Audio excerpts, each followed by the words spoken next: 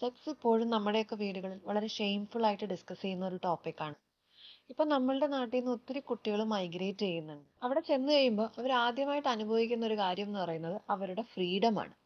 മാത്രമല്ല സെക്സ് അവിടെയൊക്കെ വളരെ കാഷ്വൽ ആയിട്ടാണ് ഡിസ്കസ് ചെയ്യപ്പെടാറ്. അതുകൊണ്ട് തന്നെ അവിടെ ചെന്ന് കഴിയുമ്പോൾ അവരുടെ റിലേഷൻഷിപ്സിലോ ഇല്ലെങ്കിൽ ഫ്രണ്ട്സ് വിത്ത് ബെനിഫിറ്റ്സ് എന്ന രീതിയിൽ സെക്സ് ഒന്ന് എക്സ്പ്ലോർ ചെയ്ത് നോക്കാനുള്ള ഹൈ പോസിബിലിറ്റി ആണ്. ഇപ്പോൾ ഒരു കുട്ടീനെ വീട്ടിൽ നിന്ന് ഈ സെക്ഷൽ ടോപ്പിക്കിലേക്ക് ഭയങ്കര പേടിയും നാണക്കേടും കുറ്റബോധവും ഒക്കെ ശീലിപ്പിച്ചിട്ടാണ് വിട്ടിരിക്കുന്നതെങ്കിൽ എന്തെങ്കിലും ഒരു സിറ്റുവേഷൻ അവരുടെ ലൈഫിൽ അവിടെ വെച്ച് ഉണ്ടായി എന്ന് വിചാരിക്കുക. ആ സമയത്ത് ആ കുട്ടിക്ക് എക്സ്ട്രീം സ്ട്രെസ് ആണ് അനുഭവപ്പെടുന്നത്. ഇങ്ങനെ ഒരു സ്ട്രെസ് ഉണ്ടാവുമ്പോൾ അത് ഡയറക്ട്ലി എഫക്ട് ചെയ്യുന്നത് ആ കുട്ടി ആ രാജ്യത്ത് ചെന്നേക്കുന്ന പർപ്പസിനെയാണ്.